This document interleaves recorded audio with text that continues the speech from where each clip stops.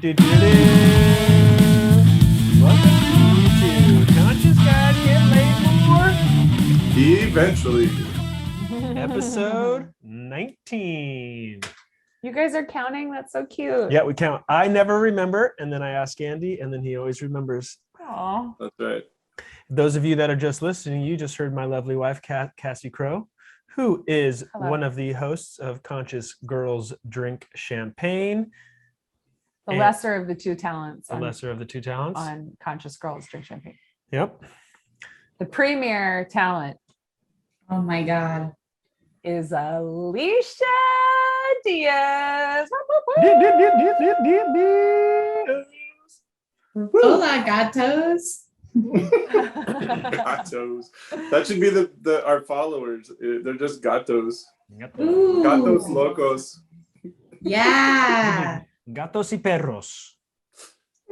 Yeah. Well, our listeners are the raw doggies. So you guys. Nobody has emailed Andy any suggestions. Nobody's emailed Andy any, I can't even, all the other things that we've told people to email Andy@productivelearning.com. Except for me. Yeah, Alicia's emailed. We found that we have a couple more listeners. Yeah, Rhythm listens. Hi, Rhythm. Hi, Rhythm. Hey, Rhythm. Gail listens. What's up, Gail? Hi, Gail. Gail, yeah. Most of our listeners are women, which is pretty cool. cool. Gail not. Oh, Gail. Hi, Gail. Yeah. Gail. And Greg Howell. Greg Howell is a listener. Greg. Shout out to Greg Howell. Yeah. What's up, Greg? And if you want a shout out, Greg's the just man. email Andy@productivelearning.com. We'll hook you up for free. So today's episode is going to be two-part, and this is part one. Part two, you're going to have to listen to Conscious Girls Drink Champagne, as they are going to host the second part of this conversation. The conversation today we debated long and hard about, and I think we're going to talk about The Bachelorette. Yeah. This is why it's a two-parter. There's a lot of meat. So much, you guys. And So the much. Bachelorette finale, right? Alicia, it was the Bachelorette finale. Yeah, last night was a big day. It was like the Super Bowl as far as I'm concerned. Yeah. Were there snacks? Oh, yeah. Like cheese, wine, ice cream was like the three things. Okay. Yeah. And you're just with yourself. And it right? doesn't matter. This is like the picture I have in my head. Like, I think in Sacramento, it's like 108,000 degrees, right? It's like so hot. And I still have a picture in my mind of Alicia watching this show on her couch with a blanket, like cozied up. Yeah. Yeah. I'm like, Doesn't matter. It's 8,000 degrees outside. AC's pumping, show. ice cream, and a blanket. yeah, basically. Yeah. Mhm. No, the thing is, it's just you have to be in the right mindset to pay attention. Because I don't know about you guys, but it's like really hard to pay attention to a show anymore. Like so distracted all the time. What are you distracted by? I wonder if everybody's distracted by the same thing.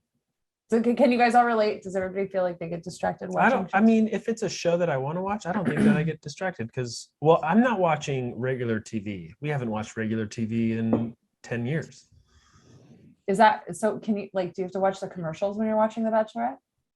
Yeah, or else if I don't watch it live, then spoilers will get out. It's so annoying.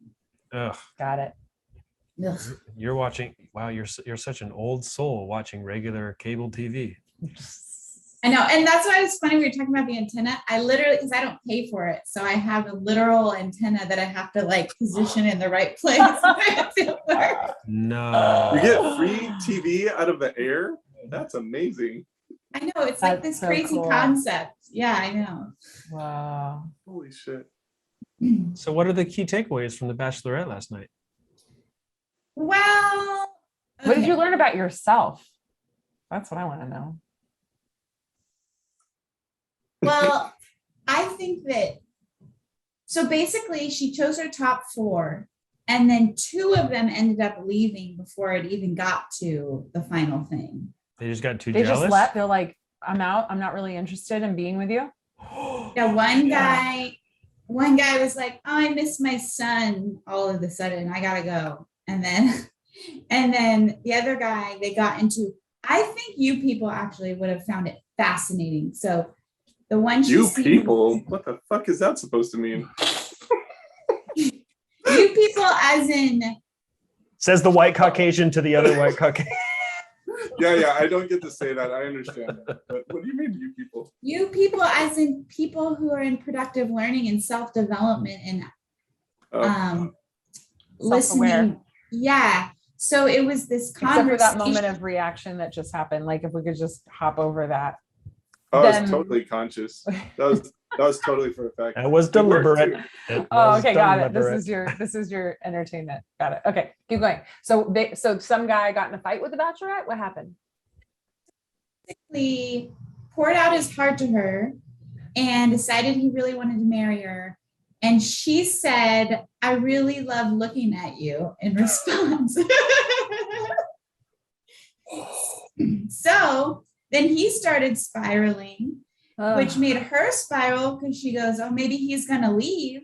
So then they're both doing their anxious spiraling, which ultimately ended up in this horrible situation where he left and she was, left crying on the floor. And then she ended up choosing some other guy who's a douche and I don't like. So, here we are. Man, a douche got picked. Wow.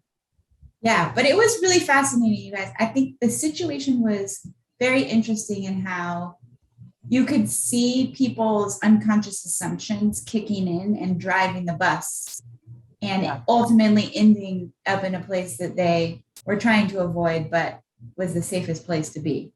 Okay, so I just got to say this.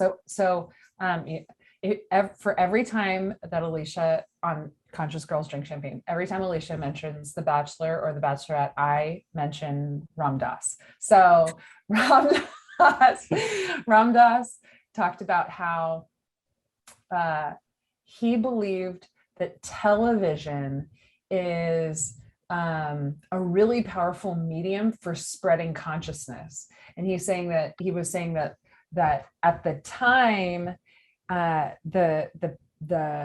like entertainment,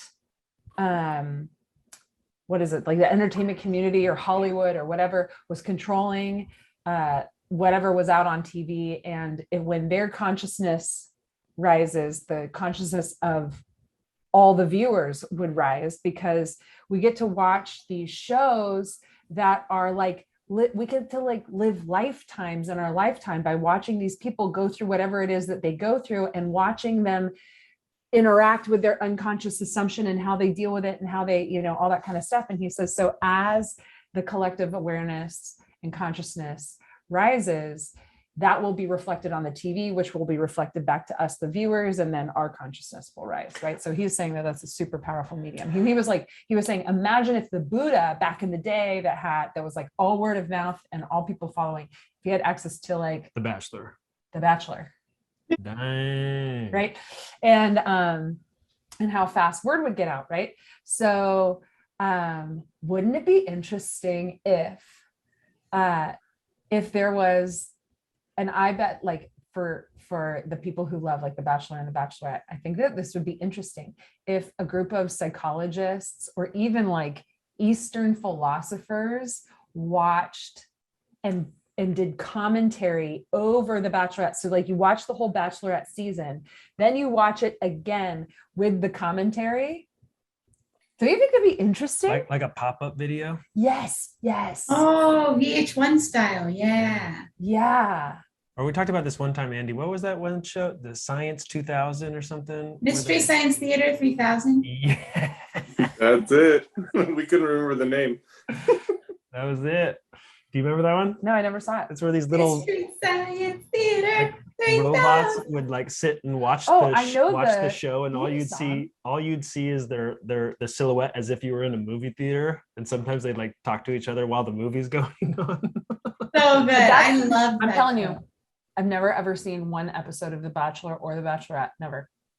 But I would watch the commentary for sure. I would love I to think that's my hear. new adventure. Right? Maybe we could do it. Aren't there like Bachelor and Bachelorette podcasts that are debriefing everything that's happening and going Yes. on? Is that I what they listen do? to- Is that what they do in those? Yeah. Yeah. So Oh. I listened to two different ones. It's really fun. Do they look at the reaction and talk about what they're like, what they could be unconsciously reacting to or whatever, like that kind of thing? That deep, but I did find a psychologist who does do it now, just this Oh. week. She does it on her Instagram lives, and she tries to understand what's happening based on what she knows about the brain and people's attachment styles and all this stuff. Yes, that's what I'm talking about. Can you send me that information? I want to see that. Yeah. Yes. Yeah. Well, She's pretty awesome. As our listeners know, we have dedicated our life to living like James Fraser from Outlander. So I totally. Andy, have you ever even seen Outlander or read He the does- books? He or doesn't anything? need to. He's No, practically an understand. offspring of Jamie Fraser.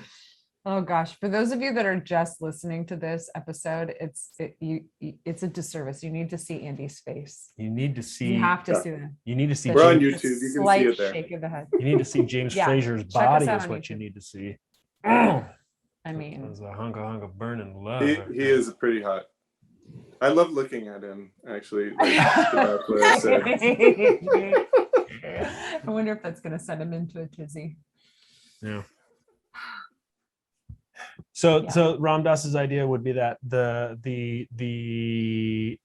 the production people, the people putting on television, Yeah. if their consciousness was raised, then all of the consciousness of what was being produced would be raised, and therefore the consumer's consciousness would be raised as well. Yeah. I can't argue that. I mean, I'd say that would be happening almost anywhere. You raise the consciousness of the parents, and then the kids' consciousness would be Totally. raised. You raise the consciousness of your executive leadership. Yeah. The consciousness of the organization would be raised. Yeah. And he was really great too, because he was asked to be a guest on Johnny Carson, and he turned it down because he knew inside of himself that he couldn't stay present to what he wanted to create in the world, because he'd He'd get sucked into the hype and sucked into like the 30-second soundbite and like wearing the makeup and doing the whole thing. Like he would be in this environment, and he was saying, my consciousness isn't at a level where, like, he's like, I'm not Christ. I can't go in there and like be the environment. I would be in their environment. There's something I really appreciate Ram Dass, because he's so well spoken about his philosophy, Yeah. which is not, it is his, but it's also this Yeah, conglomeration of all these other learnings and teachings that he's gotten. But he's also so honest with Where he's at. inability to not react in certain places. Like when he had his first not seizure, when he had his first stroke and he thought he was going to die, and he freaked out, and he spent so much time meditating on death, and then he thought that moment of death was there, and he was like, I'm not ready. right yeah, and then he talks about it openly, and tells people about his process through it. I think that's just great, because I don't feel like there's a lot that are in our industry of this personal growth that say, here's where I have folly, here's where I have failed, here's where I have reacted. It's more like, be this ideal concept, and you probably think I'm like that way all the time, and it to me it's a disservice, because it puts people at a pedestal that seems unrealistic. I got a lot to say about that.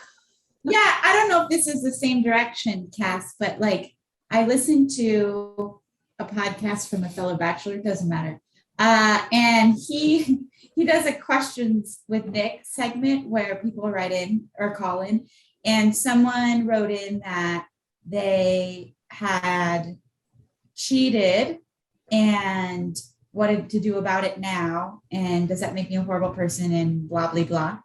And Nick, in all of his wisdom and his Hollywood wisdom, was basically saying that, it wasn't just that act that you did that was the the act of betrayal or whatever, there are all these little decisions along the way that you knew and you kept taking to put yourself in that position so that that environment was created so that you could. So it wasn't just that, it was all the steps. So when you're talking about going on Johnny Carson and feeling like you might feel the pull, he goes, I know myself enough to, if I get there, I might not. So like from the Ask Nick perspective, I thought that was interesting, where it's like, you could have stopped it way at the beginning because you were hanging out at the bar and then you did this and you did that, but you made all the choices. So it was really interesting take on breaking it down.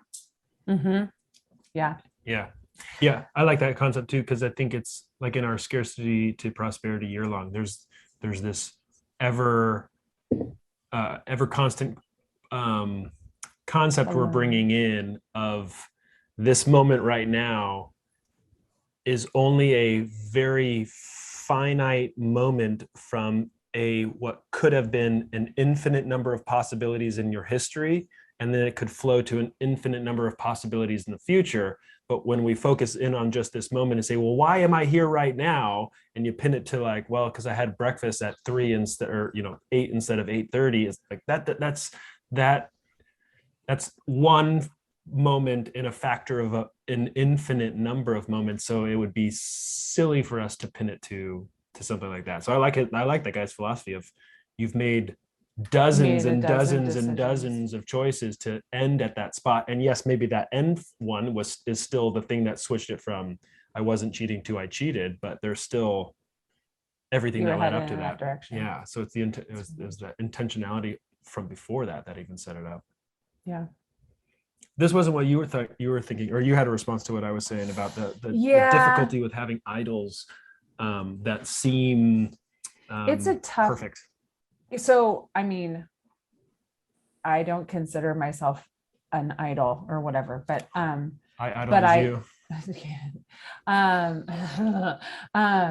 But I will say that for somebody who's trying to be like Ram Dass in a way, that like I have my own philosophy, which is an amalgamation of like 100,000 philosophies that I'm reading all the time, and trying to share my life as vulnerably as possible, through these podcasts and writing posts or whatever.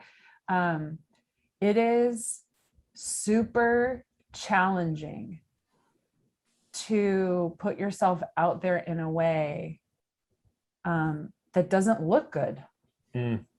And because not only are you putting yourself out there, like that's one thing to like put it out there, right? But then there's the response to it, right? And that's where I noticed that I have a really hard time, because like I'll put something out there. Can you do the example of the post that you just did? Yeah, well, yeah. So this is perfect. So I wrote a post recently about really feeling like I can't sink down into this like subtle awareness of my existence. God, that sounds so shitty. So let me try that again. On a human surface level, I'm great. Things are good. I got work. I got a baby. I got a husband. I got my life. It's all fucking great. I like take time and take baths and listen to whatever. I like have a good life, and then there's this like deeper sense of aliveness that feels empty. Like there's this like subtle desperation that I can just feel underneath the whole life that's happening on the surface. And so it's like, I can feel it when I'm alone mostly, right? Because like usually I'm distracted, I'm working, or I'm on this podcast, or I'm with Grace, or I'm with Lyndon, or whatever, and I'm distracted. And then when I get alone and I try to sink into that place, I can just feel that it's like desperate and lonely, and it feels really hard to nurture and tend to whatever that is. So I shared that in a post as best I could, because it's like this, like, hey, let me put this into like the quickest digestible thing and I post it out there, right? And I got so many responses. Some of them I read and I went, yeah, you see me. Like you get what I am putting out there, right? And it feels great to like have that kind of resonance in the world, right? And then there's a handful where I'm like, no, that's not it. That's not it. Like, I'm not talking about that level of existence. I'm talking about something a little bit deeper, right? And so what I notice and why I'm saying that I think it's difficult to put yourself out there in this vulnerable way is it's really difficult, I think, for the person posting or for the person being vulnerable to take that kind of feedback and to realize that that is where I'm unclear in myself. Like, it's not that they didn't get it. It's that I didn't get it. I wasn't clear enough. And I've like reread my post a couple of times and I go, yeah, I could totally get why people are responding to me the way that they are, because it isn't abundantly clear. I'm still not abundantly clear. And so instead of what my initial reaction is to like explain to these people what I really mean, it's like, no, I actually have to find the clarity in myself rather than trying to put it out again, right? Does that make any sense, you guys? So you've talked to me about this multiple times. So I follow. Yeah. But Andy, does that make sense to you? It makes a little bit of sense. So there's obviously some clarity left for you to explore in yourself, since I don't get it.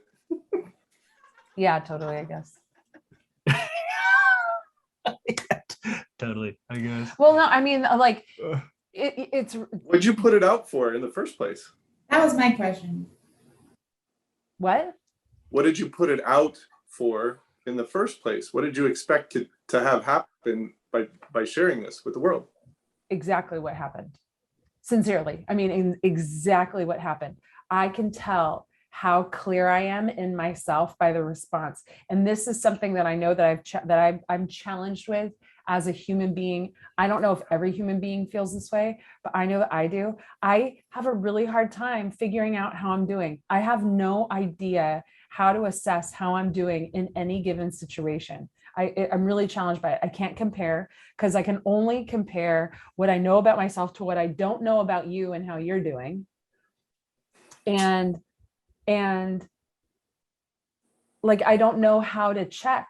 So my process of checking is to write out what I think I know about myself, put it out in the world. And then when I watch how people respond, it's a Herculean effort for me to like remember that this is what I'm doing it for, because this is how I know how I'm doing. And so I get to see how not clear I am, or how clear I am, or how well I'm doing or not well I'm doing, based on the responses I elicit.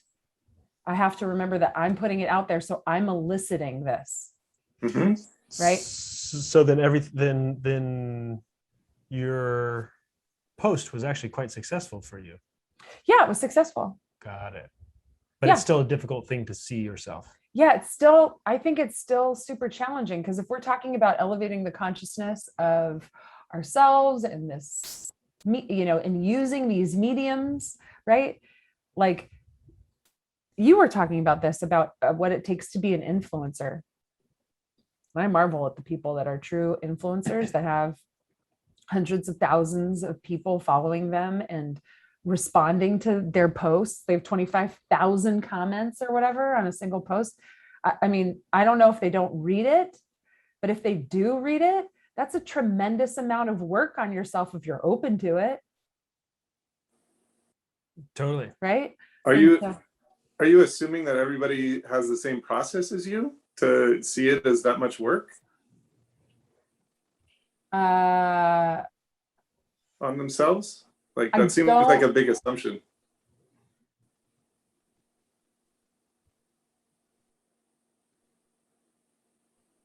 I don't know what to say about that. Here, so I mean, I don't think that people use it as the same process, but I have heard influencers gripe about comments that they receive. Okay. Right. And so one way or another, they're doing the work, whether they consciously look at it and go, oh, I get it. I'm reacting to this because I see what in myself is getting triggered by this comment. Or if they're complaining about it, and then that complaint's going to lead to something else. Eventually, they're going to do the work on it. Eventually. It shows up on their plate. And that was where my comment was when I was talking about these influencers, is that I think they can make a comment, and then where I found it really, I don't know if upsetting is the right word, because it's not like I care that much about their experience. That's their experience. I care for them as a human, but they're going to do what they're going to do. Was how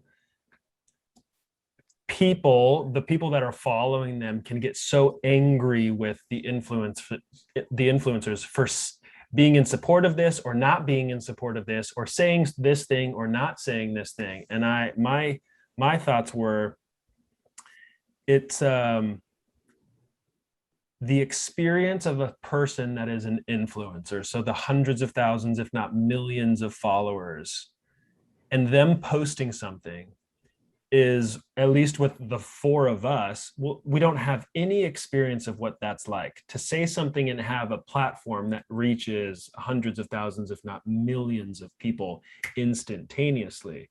And so if you can imagine what that would be like to say, I'm going to state something which is going to influence 1 million people right off the bat, the pressure that creates on that influencer to say, how do I want to state this? What does that mean?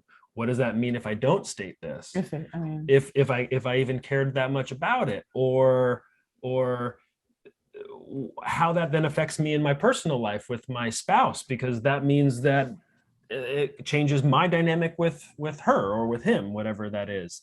So there's so much to be taken into consideration that I don't think other people take into consideration when they're poking at these influencers, and what it must be like to have to wield that amount of power.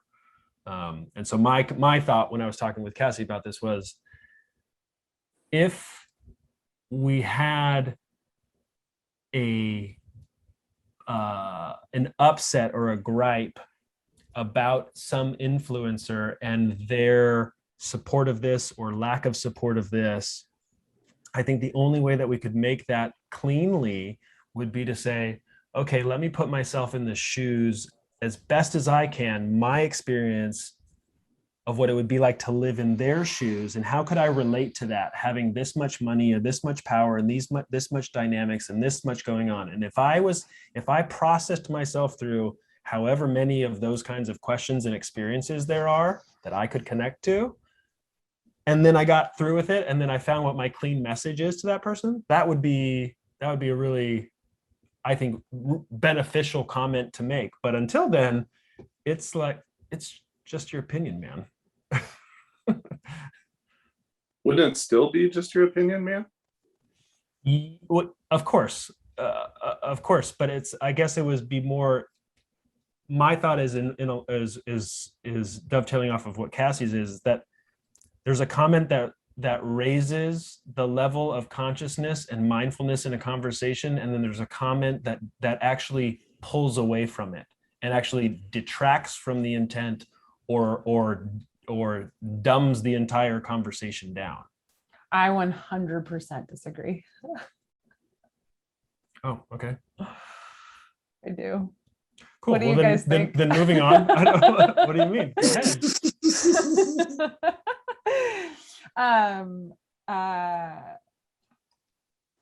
Well, I guess I have a fundamental disagreement with the premise. I actually don't think it's possible to dumb down a conversation. Because you think that anything can be used towards gaining clarity on oneself. Yeah. And this is why, it's like, I know we're talking about this in theory, like put it yourself in somebody else's situation and blah,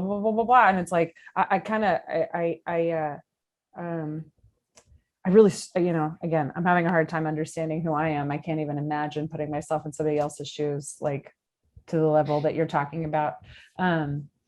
But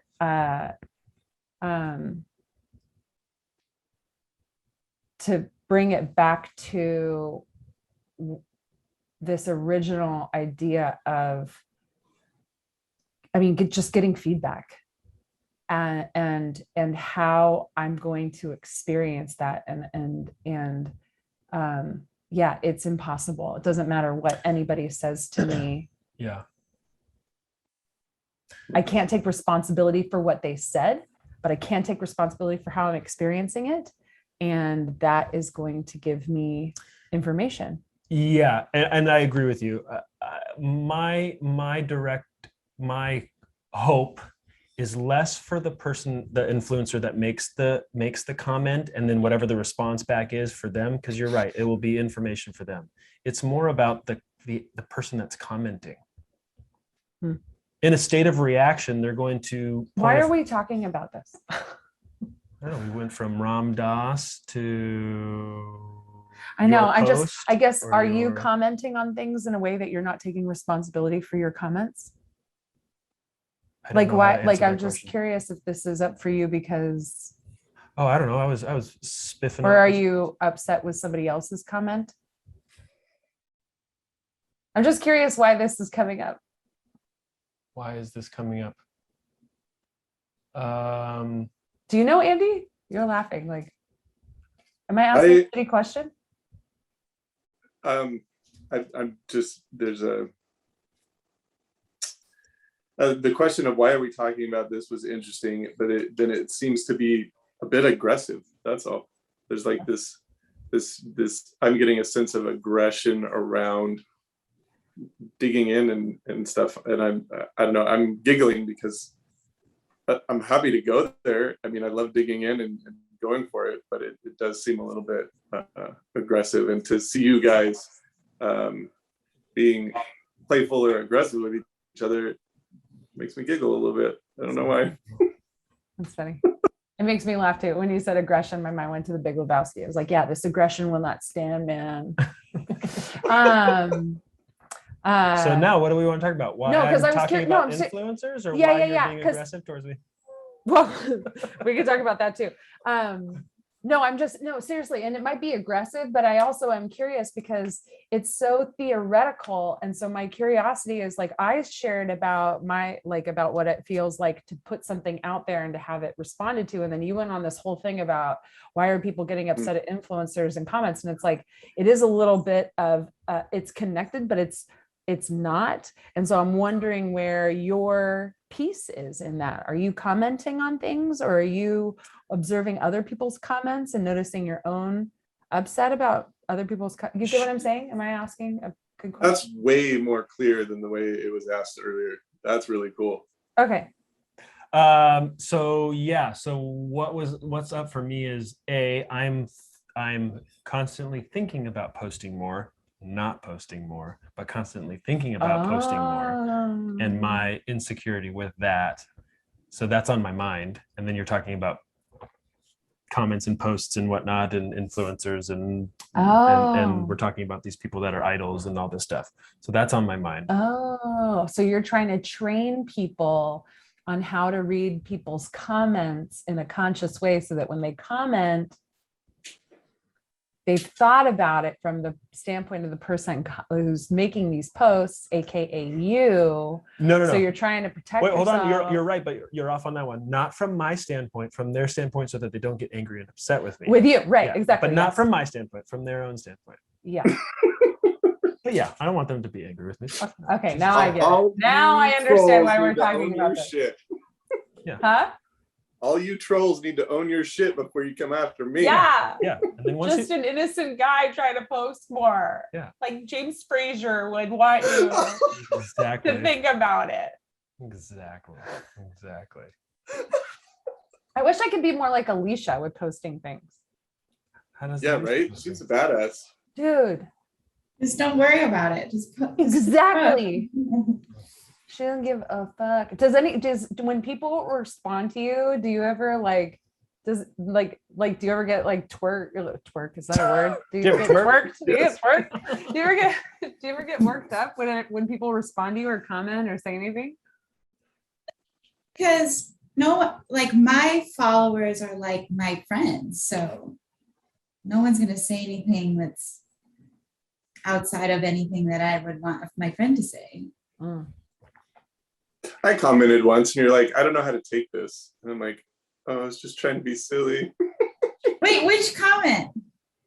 I don't remember, but it was like a week or so ago. You posted something. I forgot. I was being a smartass, of course, but Yeah, it's probably just because I couldn't read your Oh. tone.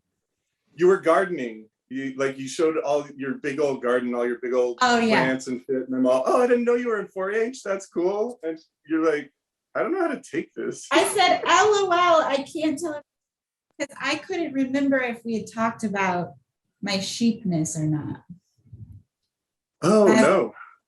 Yeah, you don't know how true your comment is to who she is. I don't know.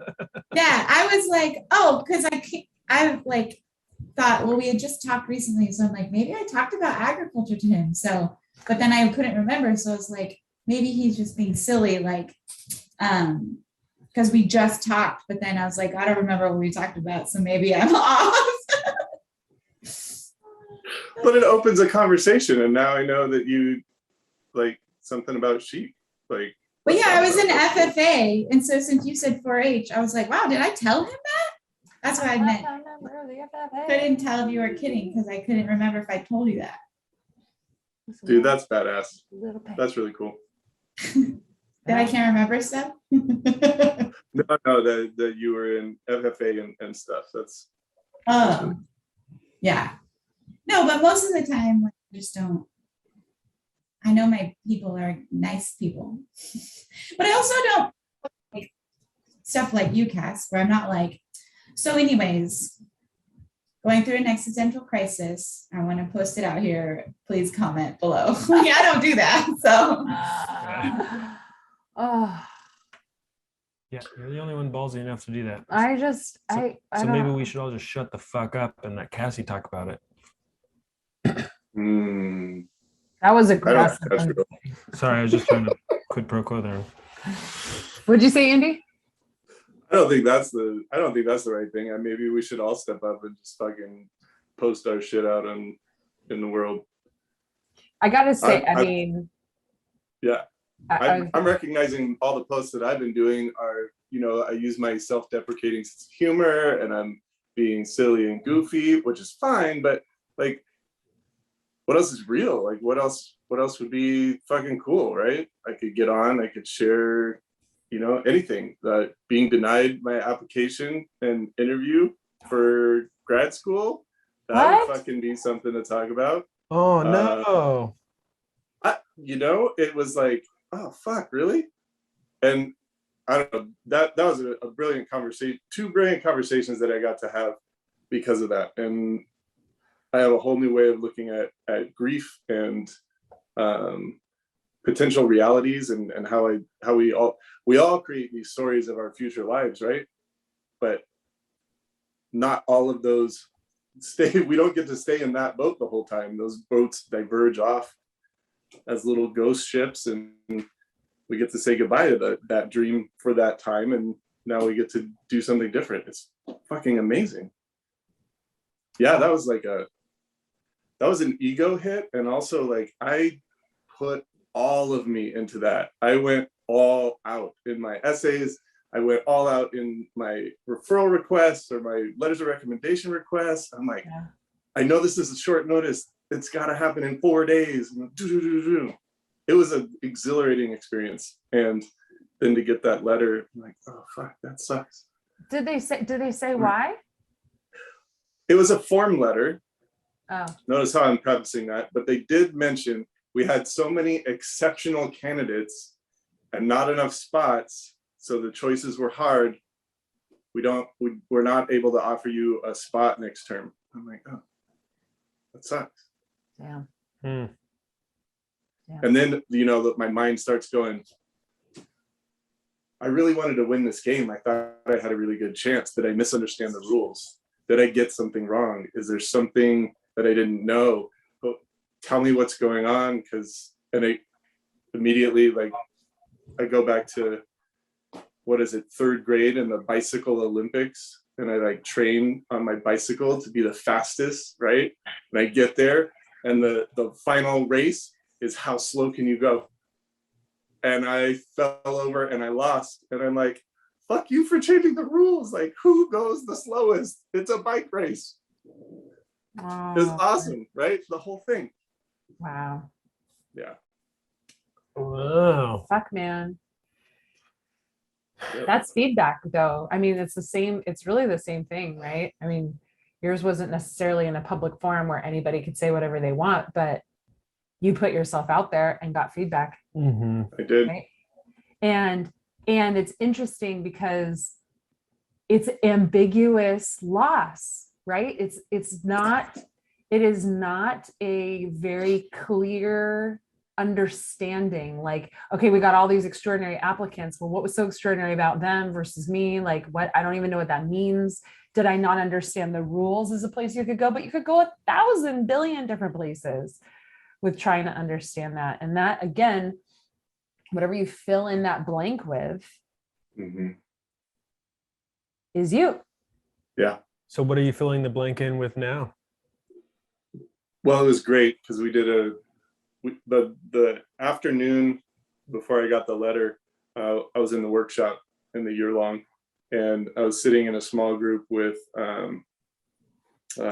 Natalia, and I was sharing. I said, I'm getting a little anxious and nervous because I haven't heard back whether or not I got my interview on Monday or not, and they have to give me 72 hours notice. And I go, oh no. And I'm like, yeah. And so Natalia is fucking great. She busts out with, so if they reject you, does that mean you reject you? And I'm like, no. It's a fucking great question, right? It was perfect. But my answer was so fast. And I even sat up when I said it. It was just totally unconscious. And I'm like, oh, yeah, like that's not a thing. But these other things are. Like, it's not who I am that's being rejected. I'm not rejecting me. They may not even be rejecting me, but there's some other relationship now to what it is I want, what it is I'm not getting that I want, and now what do I get to do? What is my emotional experience? How do I want to relate to it? What am I making it mean? And it's certainly not that I'm a piece of shit anymore, which is fucking awesome. That is fucking awesome. It's more like, damn, I'm not gonna get what I want right now, and I may not get what I want in this particular way, but what else is there to do? And am I ready to start doing those things yet? And I wasn't ready until I think yesterday to start moving through that, because that idea of going to that school, doing that program, doing where they're setting up, the monthly retreats, which is fucking amazing, and talking with the instructors and seeing them. And I talked to somebody that went there and they're like, oh yeah, it's like Hogwarts. Everybody's got their own little personalities and their own specialities and stuff, and you get to learn and be all kooky and weird. And I'm like, fuck yeah, this is my that's your scene. So like, I wanted to grieve that image that I created, and I didn't realize that's what I was doing until I talked with Tanisha about it. So that was big. Fuck yeah, man. That's cool. Yeah. That's cool. Bummer that you didn't get accepted. Yeah. You sold me on it. I remember when the day you sent it in, or maybe it was the day before, I was like, oh wow, this guy's got it. Yeah, right. Mm-hmm. So, which is really cool, because your confidence came off so I don't want to say strong as in like overbearing and hollow, like a facade of some kind. It was strong, like you actually believe in yourself, and that was really that was very inspiring to be around. Yeah, well, thank you for that feedback, because that's brilliant. My intent was to be confident in how I represented myself. Like, this is my personal statement. This is how I see myself and how I see this program serving me and how I would serve this program. and then they wanted a research paper, and so I did a fucking research paper and was like, this is what I think, this is what I believe, this is how I see the world and stuff. And that is where my confidence came out of, is like, yeah, I'm representing myself here and what I think based on what I think this process is about. So that felt good. Nice. Can you appeal? So Can I appeal? I You said, can pick it.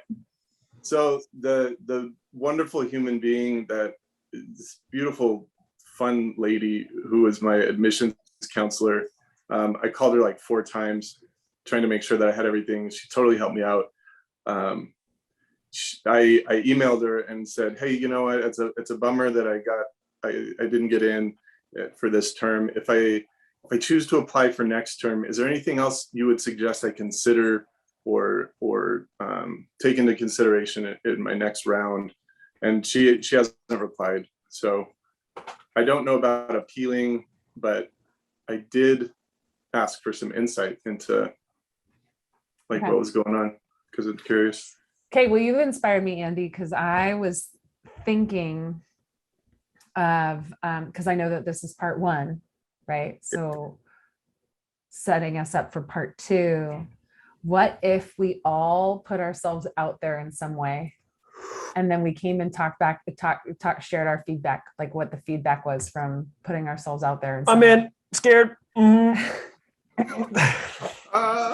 Okay, I'm in. Right. And so I was like, you could appeal, you know what I mean? But you could do anything you want. But that was just my idea. It's like, how could you put yourself out there in some way? All of us, I'm going to do it too, you know, and then we'll come back and share about the feedback we got. Yeah, I'm in. Alicia. Super big. I'll have to think of like a What place. Yeah, exactly. Maybe you should apply for the Bachelorette. Oh, Been there, done that. oh. Oh. She did do that. How do you She go did. bigger than that? Dude, Alicia's done a lot of stuff like that. She was going to be the ambassador of Slow, Right. Yeah. right? Top 10, baby. She was in the top 10. And then Just the little thing about not living there was I guess a difficulty for them. The fact that I got so in there. Because you're trying to attract people from outside of the city. So what better person than someone who lives outside the city? see? And Alicia, I mean, this is gonna, I think for all of us, Alicia's gonna be the most challenged to come up with something because Alicia puts herself out there a lot. Yeah. Honestly, it's true. Yeah. With the I got- Bachelorette, I got the dance you asked video. for at work, for the dance recital. Like you do this. So I think you're gonna have to like go intimate. Yeah, that's where my brain went. That's the harder one for me. Yeah. Yeah, because like, maybe we cliffhanger it. Oh, that would be a big cliffhanger if we left it right there. Are you sure? Fantastic. Because I'm already on a cliffhanger. So the goal here, let me just make sure that I follow. We have to do something that puts us out there. Yeah. Puts us out there In a way that you get feedback. in a way that you get feedback. In a way that you get feedback, because we're going to come back together and share about the feedback. About And- something that's vulnerable to us, apparently, because Alicia puts herself out there publicly, but not intimately. Is that so? Yeah, yeah, Are we going yeah. to Yeah, take yeah. that Should we into get- consideration? I'm imagining should we get feedback?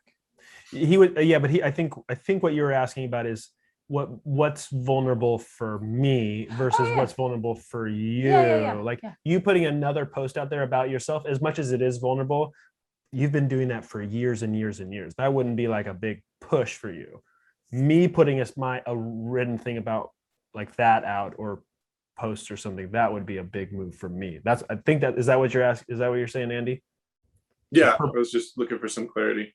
Per person, it's got to be your vulnerable put out. Yeah. Put out. Yeah. Well, so here's the deal. I mean, the thing that I don't know about levels of vulnerability. I couldn't check, you know. What I'm talking about is getting feedback. So even if I put out another post, it'd still feel like I did this because the point is to get the feedback, because what we make about the feedback is what we've been talking about. Got it. So you're going for the feedback, and I heard it as a challenge to put it out there. What if we combine the two? Okay. It's And got I to have be to find something super vulnerable for me to do. vulnerable for Okay. you to do, each individual to do, and then secondly, it's also about the feedback that we get. This could be a 3-part series or an entire season. Yeah, really. Do a season. It's like this Alicia and I weenie- are busy. We have to rewatch the entire season of The Bachelorette and do our commentary. So. Cool. All right. Fantastic. Fun podcast, everybody. Yay. Thanks Yay. for having us on. I tried to say like as many times as possible. I only heard like 3 though. Oh, You got only up your like game. 3, Andy? Like Only 3, like maybe? 3. Only like. Are you counting? Like for sure. Yes. Yeah. For sure. Wow. Oh my gosh. All right, everybody. All right. So Thank you, next Alicia. time, you guys, on Conscious Girls Drink Champagne, we end the cliffhanging from this podcast. Will we fall off the cliff or not? Aren't we already on our way down? It feels We're that way. hanging. We're hanging. Hanging. Okay. We're hanging. So come back and join us on Conscious Girls Drink Champagne. Hope you get laid more. Bye. Later, everybody.